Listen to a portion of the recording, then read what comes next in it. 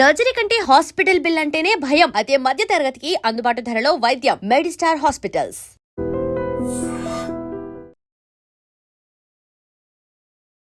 ఐడ్రీమ్ ప్రేక్షకులకు నమస్తే, నేను దేశ్రీ. ఇవాళ మనతో పాటు స్టూడియోలో వంటింటి వైద్యానికి కేర్ ఆఫ్ అడ్రస్ ప్రముఖ ఆయుర్వేదిక్ వైద్య నిపుణులు డాక్టర్ చిట్టిబుట్ల మధుసూదన్ శర్మ గారు ఉన్నారు. ఆయన మనకి ఎన్నో ఆరోగ్య సమస్యలకి మంచి మంచి చిట్టి చిట్కాలు చెప్తూ ఉంటారు, ఇంట్లోనే తయారు చేసుకునేవి. మరి ఇవాళ ఆయన్ని అడిగి చాలా మందికి నర్వస్ వీక్నెస్ ఉంటుంది, సో నరాల బలహీనతకి ఎలాంటి చిట్కా చెప్తారో తెలుసుకుందాం. నమస్తే సార్. నమస్తే. చాలా మందికి నరాల బలహీనత అనేది ఉంటుంది, చాలా వీక్ అయిపోతూ ఉంటారు. సో యాక్చువల్గా నరాల బలహీనత అనంటే ఎన్ని రకాల సిమ్టమ్స్ ఉంటాయి సార్? ఎందుకు అసలు నరాల బలహీనత అనేది ఉంటుంది, ఎవరిలో ఉంటుంది? సో దీన్ని నర్వస్ వీక్నెస్ అనేటువంటి పేరుతో పిలుస్తుంటారమ్మా. నరాల బలహీనత, నర్వస్ వీక్నెస్.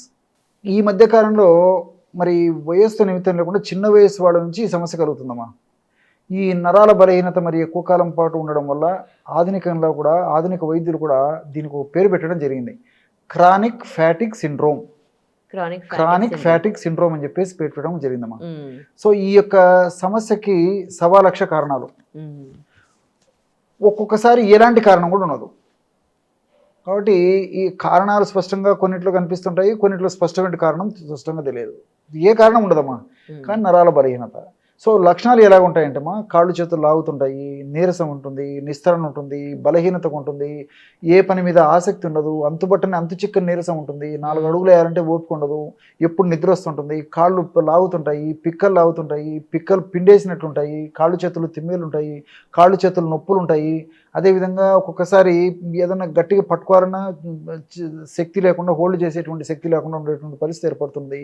సో ఎప్పుడు రెస్ట్ తీసుకోవాలనేటువంటి పరిస్థితి ఏర్పడుతుంటుంది, ఎప్పుడు నిద్రపోవాలనేటువంటి పరిస్థితి ఏర్పడుతుంటుంది. ఇలా వివిధ రకాల యొక్క లక్షణాలు ఈ నరాల బలహీనత సమస్యలో ఎక్కువ శాతం మందిలో కలుగుతుంటాయమ్మా. పోషకాహార లోపం వల్ల కొందరిలో కలుగుతుంటాయి, హార్మోనల్ ఇంబ్యాలెన్సెస్ వల్ల కొంతమందిలో కలుగుతుంటాయి, మెదడులో జరిగేటువంటి కొన్ని రసాయనిక మార్పుల యొక్క ప్రభావం చేత కొంతమందిలో కలుగుతుంటుంది.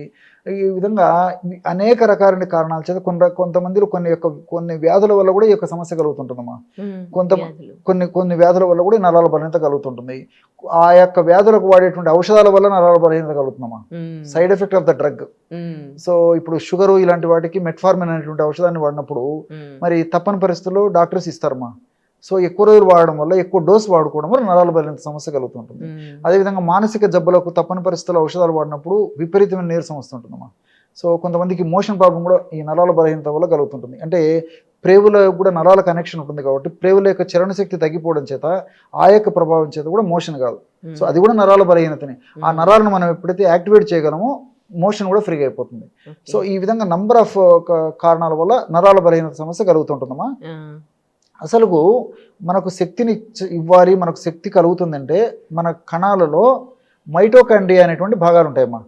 మైటోకాండ్రియా అనేటువంటి భాగాలే శక్తినిచ్చేటువంటి కేంద్రాలు అని చెప్పేసి అంటుంటారు అనమాట. ఆ మైటోకాండ్రియా శక్తివంతంగా ఉన్నప్పుడు మనకు ఎలాంటి వీక్నెస్, బలహీనత, నీరసం, నిస్తరణ ఉండవు. మైటోకాండ్రియా ఎప్పుడైతే యాక్టివేషన్ లేకుండా డల్గా అయిపోయి సరిగా పని సమర్థత కోల్పోతుందో, సరిగా పనిచేయదో ఆ కణాలను ఉంటుండే ఆ భాగము, అప్పుడు మనకు వీక్నెస్ వస్తుంటుంది. ఇది జనరల్గా. రెండవది చెప్తాను. రెండవది ఏంటంటే ఈ యొక్క నర్వ్ ఏదైతే ఉందో, కణం ఏదైతే ఉందో, కణం చుట్టూ మైలిన్ షీత్ అని చెప్పేసి ఉంటుందమ్మా. ఆ మైలిన్ షీత్ డ్యామేజ్ కావడం వల్ల కూడా కొంతమందిలో ఈ నరాలకు సంబంధించిన బలహీనత కలుగుతుంటుంది. ఈ విధంగా ఈ యొక్క కారణాల చేత నరాల బలహీనత కలుగుతుంటుందమ్మా. ఎలాంటి చిట్కా చెప్పబోతున్నారు? ఓకే, దీనికి కేవలం 3 పదార్థాలమ్మా. వామును వేయించేసేసి చూర్ణంలాగా తయారు చేసేసుకొని ఒక 100 గ్రాములు తీసుకోవాలి. అందులో దాల్చిన చెక్క చూర్ణం ఒక 10 గ్రాములు తీసుకోవాలి, కలపాలమ్మా. జాజికాయల చూర్ణం ఒక 5 గ్రాములు కలుపుకోవాలి. సో వాము చూర్ణంలో 100 గ్రాముల వాము చూర్ణంలో 10 గ్రాముల దాల్చిన చెక్క చూర్ణము, 5 గ్రాముల జాజికాయ చూర్ణం. ఇంతేమ్మా. బ్రహ్మాండమైనటువంటి నర్వస్ వీక్నెస్ తగ్గించేందుకు ఔషధం రెడీ అయిపోయింది. దీన్ని ఒక గాజు సీసాలో నిల్వ ఉంచుకొని సమస్య తీవ్రంగా ఉంటే రోజు 2 సార్లు వాడొచ్చమ్మా. సమస్య కొద్దిగా ఉంది అనుకోండి, రోజు ఒక్కసారి వాడినా సరిపోతుంది. కాబట్టి ఉదయం పూట, రాత్రి పూట 2 సార్లు కానీ, ఉదయం ఆహారానికి ముందు, రాత్రి పడుకునేటప్పుడు, లేకపోతే కేవలం రాత్రి పడుకునేటప్పుడైనా సరే రోజు ఒక్కసారి కానీ ఈ యొక్క ఔషధాన్ని వాడుకోవాలి. ఎలాగంటే 100 ml గోరువెచ్చని పాలు తీసుకొని ఆ 100 ml గోరువెచ్చని పాలలో ఒక 1/2 టీ స్పూన్ మాత్రమే అమ్మా, ఎక్కువ కూడా అవసరం లే, 1/2 టీ స్పూన్ పొడి అందులో కలిపేసేసి ఒక్క ప్రమాణంగా సేవిస్తున్నది. తేనె వాడదైనటువంటి వాళ్ళు ఎవరైనా ఉన్నట్లయితే దీన్ని తేనెతో కలిపేసి కూడా తీసుకోవచ్చు, లేదంటే నేను చెప్పినటువంటి పద్ధతిలో పాలతో కలిపి తీసుకోవచ్చు. ఏ పద్ధతిలో వాడినప్పటికీ చాలా సమర్థవంతంగా వెంటనే దాని యొక్క ఫలితాన్ని చూపిస్తున్నామా. ఆధునిక ఔషధాలు వాడుకుంటూ, ఆధునిక కృత్రిమ రసాయన ఔషధాలు వాడుకుంటూ కూడా నేను చెప్పినటువంటి పద్ధతిలో ఈ యొక్క ఔషధాన్ని వాడుకోవడం వల్ల వాటి యొక్క పనితనం మరింత సమర్థవంతంగా పనిచేయడానికి అవకాశం ఏర్పడుతుంది. వాటి వల్ల వచ్చేటువంటి సైడ్ ఎఫెక్ట్స్ కూడా రాకుండా ఉండేందుకు అవకాశం ఏర్పడుతుంది. కాబట్టి మరి ఇంగ్లీష్ మందులు అవసరాన్ని బట్టి వాడుకుంటూ ఇది వాడుకోవచ్చు. మరి ఇంగ్లీష్ మందులు మరి స్పష్టంగా కారణం ఏదీ లేనప్పుడు దానికి సంబంధించి ఇంగ్లీష్ మందులు కూడా స్పష్టంగా ఇవ్వడం కూడా సాధ్యం కాదు. కాబట్టి డాక్టర్లు కూడా ఏమంటే భరోసా ఇచ్చి పంపిస్తుంటారు. మంచి ఆహారం తీసుకోండి, బాగా రెస్ట్ తీసుకోండి, మీ సమస్య ఏం లేదు కాబట్టి మీరు ఇంత ఆందోళన చెందుతున్నారని చెప్పేసి మానసిక ధైర్యం చెప్పేసి కూడా పంపిస్తుంటారు ఏం లేనప్పుడు. సో అలాంటి వాళ్ళకు కూడా ఈ యొక్క ఔషధము మానసికమైనటువంటి ఆ యొక్క కంగారు, ఆందోళన కూడా తగ్గించడానికి ఉపయోగపడుతుంది. అదేవిధంగా మానసిక ప్రశాంతత కలుగజేస్తుంది. యాంగ్జైటీ ఇలాంటి లక్షణాలు ఉండడం వల్ల కలిగేటువంటి నరాల బలహీనత ఏదైతుందో అలాంటి నరాల బలహీనత తొలగింపజేస్తుంది. దేహంలో కొన్ని రకాలైనటువంటి ఈ యొక్క దోషాలు హెచ్చుతగ్గులు కావడం వల్ల ఈ యొక్క సమస్య కలుగుతూ ఉంటుంది. అలాంటి వాటిని మనం ఆధునికంగా మనం చేసేటువంటి పరీక్షల ద్వారా స్పష్టంగా గుర్తించలేమమ్మా. అందులో నార్మల్గానే ఉంటాయి, కానీ ఈ సమస్య మాత్రం మనల్ని వేధిస్తూ ఉంటుంది. ఇలాంటి సందర్భాల్లో కూడా ఈ యొక్క పౌడర్ చాలా సమర్థవంతంగా పనిచేస్తుందమ్మా. ఏజ్ వాళ్ళనే వాడచ్చా? ఎవరైనా వాడచ్చు. చిన్నపిల్లలు అయితే ఇప్పుడు నేను చెప్పినటువంటి డోసులో సగం డోసు వాడుకోవాలి. మరి 20 సంవత్సరాలు దాటినటువంటి వాళ్ళందరూ కూడా నేను చెప్పినటువంటి డోసు వాడితే సరిపోతుంది. వేరే మెడిసిన్స్, హెల్త్ ఇష్యూస్ ఉన్న వాళ్ళు వేరే మెడిసిన్స్ వాడుతూ ఉంటారు కదా, వాళ్ళు కూడా ఇది వాడినా ఏం కాదమ్మా. వాటికి అవి బాగా పనిచేస్తాయి, అవి ఇంకా సమర్థవంతంగా పనిచేస్తాయి. ఈ మందు సైడ్ బెనిఫిట్ ఉంటుంది కానీ సైడ్ ఎఫెక్ట్ ఇవ్వదమ్మా. మరి మార్కెట్ లో ఏమైనా దొరుకుతాయా సార్ దీనికి, నరాల బలహీనతకి డైరెక్ట్ గా కొనుక్కోవడానికి? ఓకేమ్మా, 2 ఔషధాలు చెప్తాను చూడమ్మా. సో ఇవి కూడా చాలా గన్ షాట్ గా పనిచేస్తాయి. అశ్వగంధారిష్ట, ద్రాక్షారిష్ట, ఈ 2 మనకి లిక్విడ్ ఫామ్ లో దొరుకుతాయి. అశ్వగంధారిష్ట అనేది అశ్వగంధ అనేటువంటి ఒక మూలికను ఉపయోగించి తయారు చేస్తారమ్మా. ద్రాక్షారిష్ట అనేటువంటి ఔషధాన్ని ద్రాక్షను ఉపయోగించి తయారు చేస్తారు. సో ఈ 2 షుగర్ లేనటువంటి వాళ్ళైతే ఈ 2 కలిపి వాడుకోవచ్చుమా. షుగర్ ఉన్నటువంటి వాళ్ళైతే మాత్రము ఈ యొక్క ద్రాక్షారిష్ట కాకుండా అశ్వగంధారిష్ట ఒకటి వాడుకుంటే సరిపోతుంది. సో ఎలా వాడుకోవాలంటేమా, రోజు ఒక్కసారి మధ్యాహ్నం పూట కానీ రాత్రి కానీ 2 టీ స్పూన్లు అంటే 10 ml అశ్వగంధారిష్ట, 10 ml ద్రాక్షారిష్ట, అక్కడ 20 ml లిక్విడ్ ఉంటుంది కదమ్మా.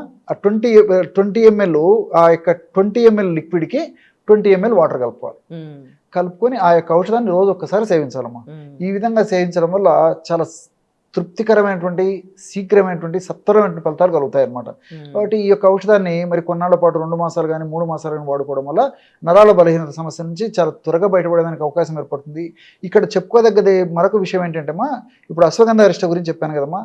ఈ అశ్వగంధలో ఉన్నటువంటి గుణం ఏంటంటే, అశ్వగంధలో విథనాలాయిడ్స్ అని చెప్పేసి కొన్ని రకాల రసాయన పదార్థాలు ఉంటాయి.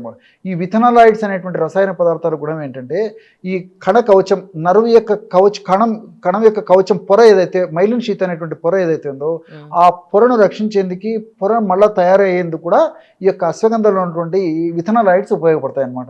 ఎప్పుడైతే ఈ నరం యొక్క పొర ఏదైతే ఉందో, దాని యొక్క కవచం ఏదైతే దృఢంగా తయారవుతుందో, పరిపుష్టిగా తయారవుతుందో, అప్పుడు ఈ నరాల బలహీనత సమస్య తగ్గిపోతుంది.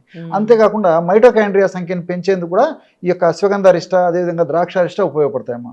కాబట్టి ఈ పద్ధతిలో మరి అశ్వగంధారిష్ట, ద్రాక్షారిష్ట వాడినప్పటికీ నరాల బలహీనత సమస్య నుంచి చాలా త్వరగా బయటపడవచ్చు. Thank you so much doctor గారు. And for more videos, please subscribe to iDream channel. Subscribe to iDream Media. Please subscribe to iDream. Please subscribe to iDream. Please subscribe iDream. And please subscribe to iDream. For more videos, subscribe to iDream. please like, share and subscribe to the channel. Congratulations, iDream. Subscribe to iDream. Subscribe to iDream. So subscribe to iDream Media. iDream team andarki huge congratulations. Please subscribe iDream Media. Please subscribe to iDream. Subscribe iDream. Please subscribe to iDream. iDream అంటే నా కళల ఛానల్ను subscribe చేసుకున్న నోరు తిరుగుతలేదు, మీరైతే గంట గుర్తు కొట్టండి. For more such videos, please subscribe to iDream.